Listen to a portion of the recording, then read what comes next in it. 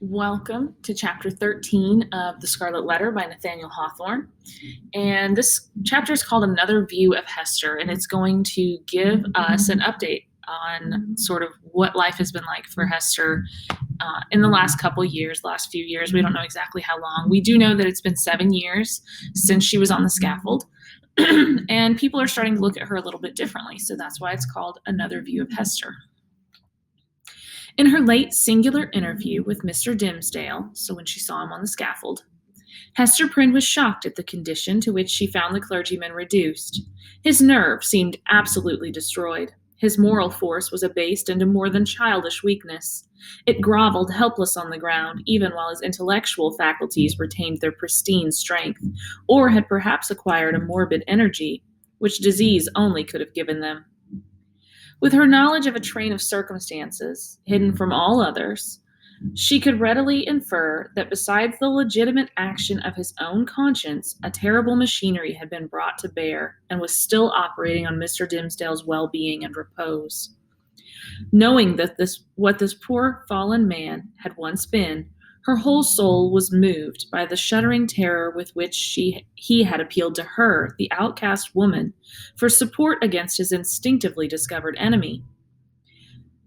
So when she saw him on the scaffold, she couldn't believe how terrible he looked, and knowing everything that she does, so knowing that he's Pearl's father, knowing that Chillingworth is her husband, and that he vowed to find Pearl's father, and knowing that they're friends, and all of these things that she knows that other people don't really realize, she also can tell that it's very obvious Dimmesdale's sickness is not just, oh, his guilty conscience is making him feel bad, or, oh, he's just sick. She can tell that Chillingworth is playing a role in it, and it makes her feel terrible, especially considering that in the last chapter, Dimmesdale flat out asked her who he was and why he was so dreadful, and she said she didn't say anything. So Hester feels like she needs to help him. She decided, moreover, that he had a right to her utmost aid. Little accustomed in her long seclusion from society to measure her ideas of right and wrong by any standard external to herself, Hester saw, or seemed to see, that there lay a responsibility upon her in reference to the clergyman, which she owed to no other, nor to the whole world besides. The links that united her to the rest of humankind, links of flowers or silk or gold or whatever the material, had all been broken. Here was the iron link of mutual crime, which neither he nor she could break. Like all other ties, it brought along with it its obligations. So Hester feels like she owes it to him because she has this connection to him that's closer than anybody else. She doesn't have that connection to the rest of society because she's an outcast, but she does feel like this connection with Dimmesdale will never be broken. And so she owes it to him to help him. I disagree completely. I don't think she owes him anything, but Hester's character is definitely presented in a way that shows us she's a really good person. Hester Prynne did not now occupy precisely the same position in which we beheld her during the earlier periods of her ignominy. Years had come and gone. Pearl was now 7 years old. Her mother, with the scarlet letter on her breast, glittering in its fantastic embroidery, had long been a familiar object to the townspeople, as is apt to be the case when a person stands out in any prominence before the community, and at the same time interferes neither with public nor individual interests and conveniences. A species of general regard had ultimately grown up in reference to Hester Prynne. So she's in a slightly different position than we saw her 7 years ago. Everyone knows her because of her scarlet letter, but it's changed. It's more, the paragraph's going to continue, but it's more like, oh, that's Hester, not, oh, that's that Hester, the sinful woman who committed this terrible crime. It is to the credit of human nature that, except where its selfishness is brought into play, it loves more readily than it hates. Hatred, by a gradual and quiet process, will even be transformed to love unless the change be impeded by a continually new irritation of the original feeling of hostility. In this matter of Hester Prynne, there was neither irritation nor irksomeness. She never battled with the public, but submitted uncomplainingly to its worst usage. She made no claim upon it in requital for what she suffered. She did not weigh upon its sympathies. Then also the blameless purity of her life during all these years in which she had been set apart to infamy was reckoned largely in her favor. With nothing now to lose, in the sight of mankind, and with no hope and seemingly no wish of gaining anything, it could only be a genuine regard for virtue that had brought back the poor wanderer to its paths. It was perceived, too, that while Hester never put forward even the humblest title to share in the world's privileges, further than to breathe the common air and earn daily bread for little Pearl and herself by the faithful labor of her hands, she was quick to acknowledge her sisterhood with the race of man, whenever benefits were to be conferred. None so ready as she to give of her little substance to every demand of poverty, even though the bitter-hearted pauper threw back a gibe in requital of the food brought regularly to his door, or the garments wrought for him by the fingers that could have embroidered a monarch's robe. None so self-devoted as Hester when pestilence stalked through the town. In all seasons of calamity, indeed, whether general or of individuals, the outcast of society at once found her place. She came not as a guest, but as a rightful inmate into the household that was darkened by trouble, as if its gloomy twilight were a medium in which she was entitled to hold intercourse with her fellow creatures. There glimmered the embroidered letter with comfort in its unearthly ray. Elsewhere, the token of sin, it was the taper of the sick chamber. It had even thrown its gleam in the sufferer's hard extremity across the verge of time. It had shown him where to set his foot while the light of earth was fast becoming dim, and ere the light of futurity could reach him. In such emergencies, Hester's nature showed itself warm and rich, a wellspring of human tenderness, unfailing to every real demand and inexhaustible by the largest. Her breast, with its badge of shame, was but the softer pillow for the head that needed one. She was self-ordained a sister of mercy, or we may rather say the world's heavy hand had so ordained her, when neither the world nor she looked forward to this result. The letter was the symbol of her calling. Such helpfulness was found in her, so much power to do and power to sympathize, that many people refused to interpret the scarlet A by its original signification. They said that it meant able. So strong was Hester Prynne with a woman's strength. Okay, so what sort of things is she doing now or since her public shaming? Not only does she still give food and clothing to the poor, but basically anytime anyone needs anything, she's there. She will help in whatever way, and she expects nothing in return. It's going to go on to talk about the fact that she doesn't expect a thank you. She doesn't expect a payment. She doesn't even expect them to speak to her out in public afterwards. She just sort of acts like it's her duty. Like this is what her job is now. And so because of that, people start to think of the A to represent able, as in like able-bodied, because of all of the good things that Hester does, instead of thinking of it to mean adultery, which is what it was actually meant to mean. It was only the darkened house that could contain her. When sunshine came again, she was not there. Her shadow had faded across the threshold.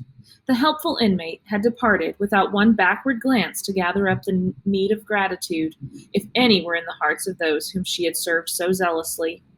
Meeting them in the street, she never raised her head to receive their greeting.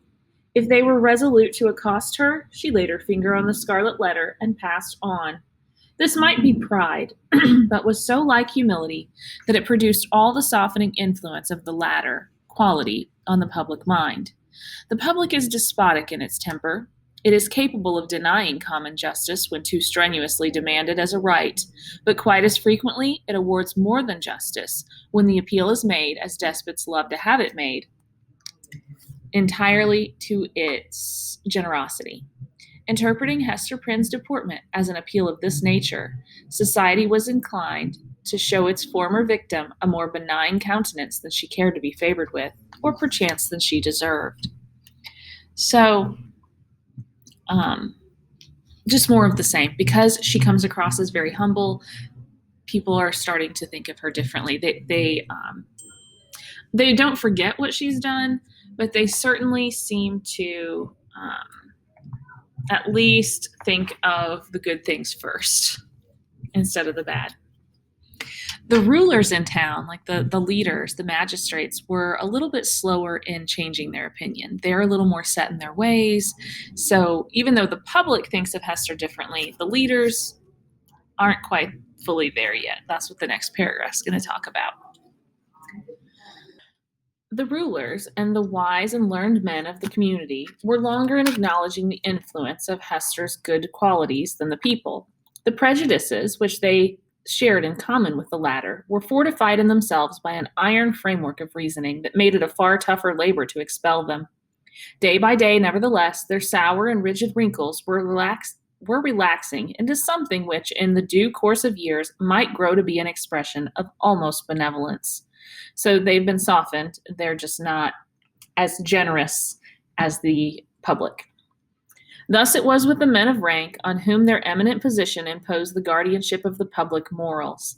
Individuals in private life, meanwhile, had quite forgiven Hester Prynne for her frailty.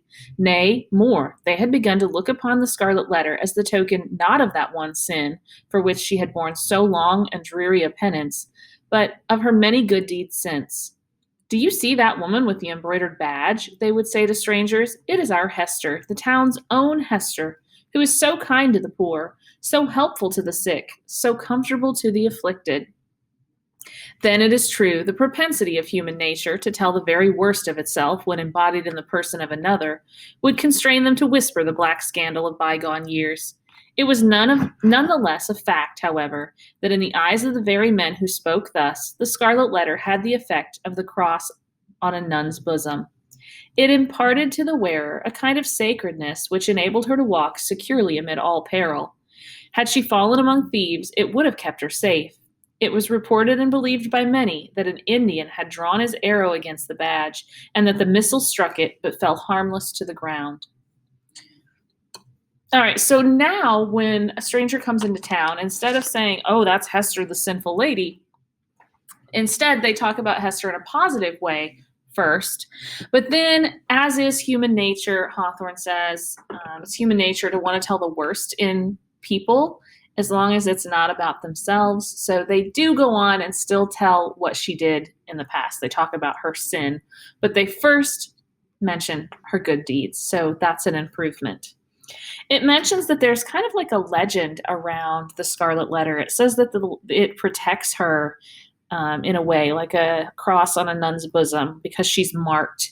The legend is that an Indian shot an arrow at it and it hit the badge and just fell to the ground and didn't actually harm her.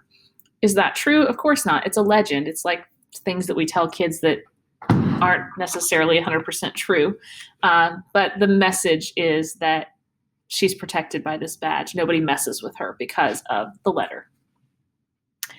The effect of the symbol, or rather of the position in respect to society that was indicated by it, on the mind of Hester Prynne herself was powerful and peculiar. All the light and graceful foliage of her character had been withered up by this red-hot brand and had long ago fallen away, leaving a bare and harsh outline, which might have been repulsive had she possessed friends or companions to be repelled by it. Even the attractiveness of her person had undergone a similar change. It might be partly owing to the studied austerity of her dress, and partly to the lack of demonstration in her manners. It was a sad transformation, too, that her rich and luxuriant hair had either been cut off or was so completely hidden by a cap that not a shining lock of it ever once gushed into the sunshine.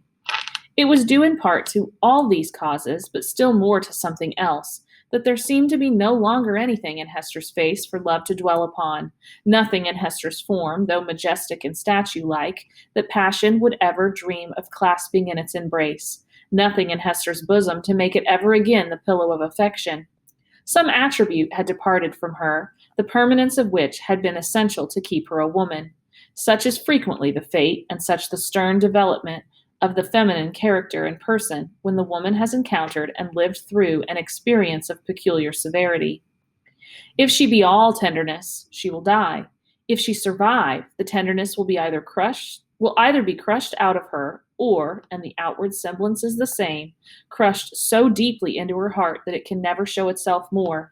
The latter is perhaps the truest theory.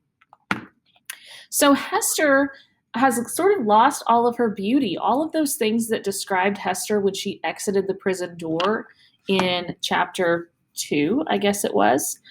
She was described as beautiful and dignified and graceful, and all of those qualities are gone. Everything that made her this, gorgeous woman, are those features are gone. And it says that it may be because of the way she dresses, and it may be a little bit because of the way, like, she's not trying to have these really feminine manners. But it says a lot of it is owed, or a lot of it is caused by something else. Hawthorne says this is not uncommon for women to experience or to have happen if they've experienced some majorly severe situation, like some sort of trauma. So, considering what Hester's been through, it's not surprising that she's become hardened and distant because of these experiences. And you see this in the real world. So if someone goes through the loss of a loved one, maybe they look like awful for a few days or even longer, or someone who goes through a terrible breakup or a terrible divorce and they don't handle it, or if they do handle it, but in the course of handling it, they kind of let themselves go, so to speak. So that's what he's talking about. It goes on to say, she who has once been woman and ceased to be so someone who's experienced a change like Hester has, might at any moment become a woman again if there were only the magic touch to effect the transfiguration. We shall see whether Hester Prynne were ever afterwards so touched and so transfigured. So why on earth, first of all, it's saying, Hester could go back to the way that she used to be. And Hawthorne says we're just going to have to wait and see if Hester ever experiences that magic touch in order to be changed back into the beautiful woman that she was earlier in the book. So what is the magic touch? Maybe love, happiness, everything that she's lacking in her life right now. You could obviously consider this as a form of foreshadowing. Hawthorne is hinting we're going to have to keep reading the story to figure out if Hester gets to experience this or not. Much of the marble coldness of Hester's impression was to be attributed to the circumstance that her life had turned in a great measure from passion and feeling to thought. Standing alone in the world, alone as to any dependence on society, and with little Pearl to be guided and protected, alone and hopeless of retrieving her position, even had she not scorned to consider it desirable. She cast away the fragments of a broken chain. The world's law was no law for her mind. It was an age in which the human intellect, newly emancipated, had taken a more active and a wider range than for many centuries before. Men of the sword had overthrown nobles and kings. Men bolder than these had overthrown and rearranged, not actually, but within the sphere of theory, which was their most real abode, the whole system of ancient prejudice, wherewith was linked much of ancient principle. Hester Prynne imbibed this spirit. She assumed a freedom of speculation, then common enough on the other side of the Atlantic, but which our forefathers, had they known it, would have held to be a deadlier crime than that stigmatized by the Scarlet Letter. In her lonesome cottage by the seashore, thoughts visited her such as dared to enter no other dwelling in New England. Shadowy guests that would have been as perilous as demons to their entertainer, could they have been seen so much as knocking at her door. So, it says that the law is no law for her mind. Hester may be doing the things that they expect her to, but in her mind, internally, her thought process is all her own, and they can't really control that. If they could see the thoughts that she has nowadays, they would see them as an even worse crime, an even worse sin than adultery. These aren't crazy thoughts. Like, these are things that maybe were taking place on the other side of the Atlantic, just not here in the Puritan community. So I want you to attach the word rebellious. She has these really rebellious thoughts, and we're going to spend the next page or two hearing about what sort of rebellious thoughts she has.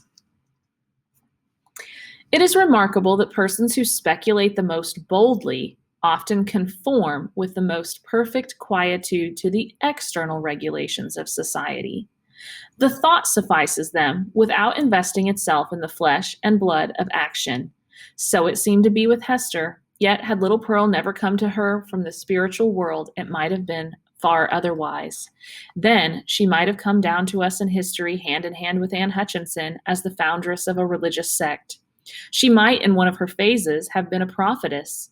She might, and not improbably would have, suffered death from the stern tribunals of the period for attempting to undermine the foundations of the Puritan establishment. But in the education of her child, the mother's enthusiasm of thought had something to wreak itself upon. Providence, in the person of this little girl, had assigned to Hester's charge the germ and blossom of womanhood, to be cherished and developed amid a host of difficulties. Everything was against her. The world was hostile. The child's own nature had something wrong in it, which continually betokened that she had been born amiss, the affluence of her mother's lawless passion, and often impelled Hester to ask, in bitterness of heart, whether it were for ill or good that the poor little creature had been born at all. So it says that because of Pearl, Hester doesn't act on any of these rebellious thoughts. She is satisfied with just thinking them because she's too busy taking care of Pearl. But one of those thoughts that she has is she sometimes questions whether it were for ill or good, so whether it is right that Pearl was even born. So that's a pretty rebellious thought for someone to have, because that would be like questioning God's choices because God gave her the child. So that's a pretty big deal. Indeed, the same dark question often rose into her mind with reference to the whole race of womanhood. So sometimes she questions whether it's good for women to be born at all. Was existence worth accepting even to the happiest among them? As concerned her own individual existence, she had long ago decided in the negative and dismissed the point as settled. A tendency to speculation, though it may keep woman quiet as it does man, yet makes her sad. She discerns, it may be, such a hopeless task before her. So Hester's questioning whether it's good for women to exist. Why on earth would she say something like that? Well, or think something like that. She doesn't say it.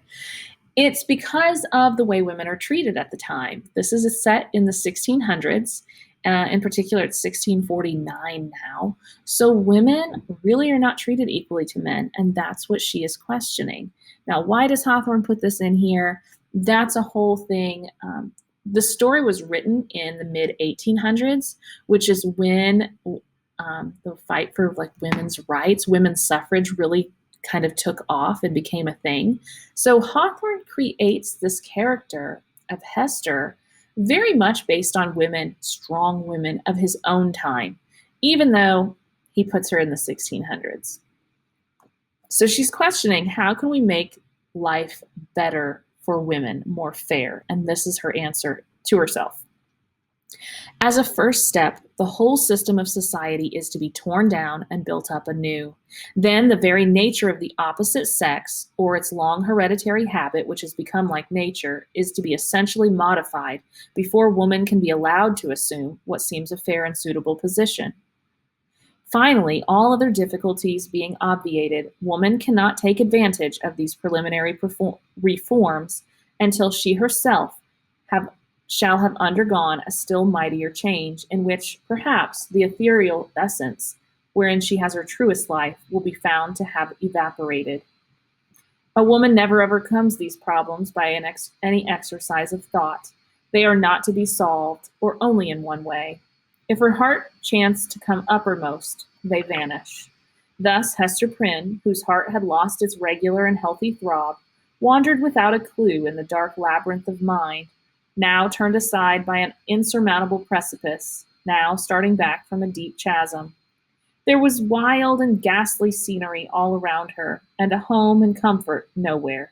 At times a fearful doubt strove to possess her soul, whether it were not better to send Pearl at once to heaven and go herself to such futurity as eternal justice should provide. Okay, so how can we fix this situation for women? Hester says, first of all, we'd have to tear down society as we know it and start over.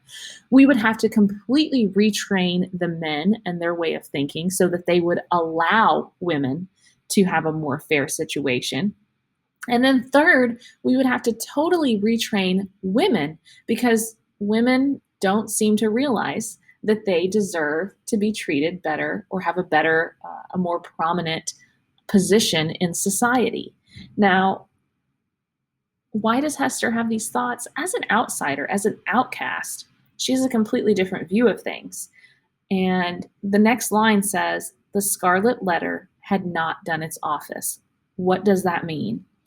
The goal of the Scarlet Letter is a punishment, right? And any punishment, the goal is that you not do wrong again, that you not sin again, that you not commit another crime, whatever it is, that you not get in trouble anymore. So outwardly, she's not getting in trouble. But the Scarlet Letter was supposed to help her to conform to the Puritan beliefs, right? Do what the Puritans say. And it did outwardly, but not in her mind. So she has all these crazy rebellious thoughts that go against everything that the Puritans would think.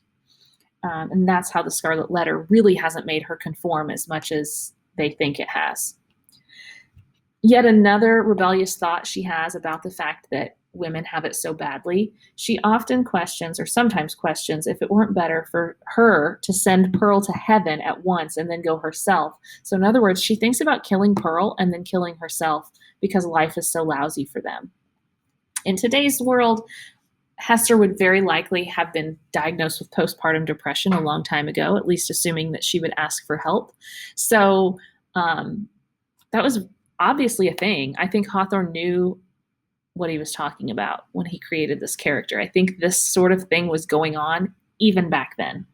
It's not a new problem. Now, however, her interview with the Reverend Mr. Dimmesdale on the night of his vigil had given her a new theme of reflection and held up to her an object that appeared worthy of any exertion and sacrifice for its attainment. She had witnessed the intense misery beneath which the minister struggled, or to speak more accurately, had ceased to struggle. She saw that he stood on the verge of lunacy, if he had not already stepped across it. It was impossible to doubt that whatever painful efficacy there might be in the secret sting of remorse, a deadlier venom had been infused into it by the hand that proffered relief. A secret enemy had been continually by his side, under the semblance of a friend and helper, and had availed himself of the opportunities thus afforded for tampering with the delicate springs of Mr. Dimmesdale's nature. Hester could not but ask herself whether there had not originally been a defect of truth, courage, and loyalty on her own part in allowing the minister to be thrown into a position where so much evil was to be foreboded and nothing auspicious to be hoped. So Hester is thinking about Dimmesdale again, and she really blames herself for the situation that he's in. She feels like she made a mistake. She put him at a greater risk in her attempt to save him from Chillingworth, and so that's what she's thinking about. Her only justification lay in the fact that she had been able to discern no method of rescuing him from a blacker ruin than had overwhelmed herself, except by acquiescing in Roger Chillingworth's scheme of disguise. Under that impulse, she had made her choice and had chosen, as it now appeared, the more wretched alternative of the two. She determined to redeem her error, so far as it might yet be possible. Strengthened by years of hard and solemn trial, she felt herself no longer inadequate to cope with Roger Chillingworth, as on that night, abased by sin and half maddened by the ignominy that was still new when they had talked together in the prison chamber. She had climbed her way since then to a higher point. The old man, on the other hand, had brought himself nearer to her level, or perhaps below it, by the revenge which he had stooped for. In fine, Hester Prynne resolved to meet her former husband and do what might be in her power for the rescue of the victim on whom he had so evidently set his gripe. The occasion was not long to seek. One afternoon, walking with Pearl in a retired part of the peninsula, she beheld the old physician, with a basket on one arm and a staff in the other hand, stooping along the ground in quest of roots and herbs to concoct his medicines withal. All right, so she plans to confront him, and the next chapter is going to pick up right where that one left off. Quick review of chapter 13. 7 years have passed. The stigma of the Scarlet Letter has lessened thanks primarily to Hester's many good deeds in the community. So all of these things that she does, taking care of the sick and helping people and not expecting anything in return. Her assistance to the poor and all these charitable acts have really caused people to think of the A to mean able rather than adultery, which is what it was originally meant for. So that's just how much her position has changed and how far she has come. Although she outwardly conforms as the Puritans would want her to, right? She does what she's supposed to as far as they know. Inwardly, she has all sorts of really rebellious thoughts that would have been worse crimes than adultery if the leaders had known about them, if they could see her thoughts. Obviously, they can't. So that's a big thing. And at the end of the chapter, obviously, she's decided that she is going to talk to Chillingworth in an attempt to kind of save Dimmesdale. So that's what we'll see in the next chapter.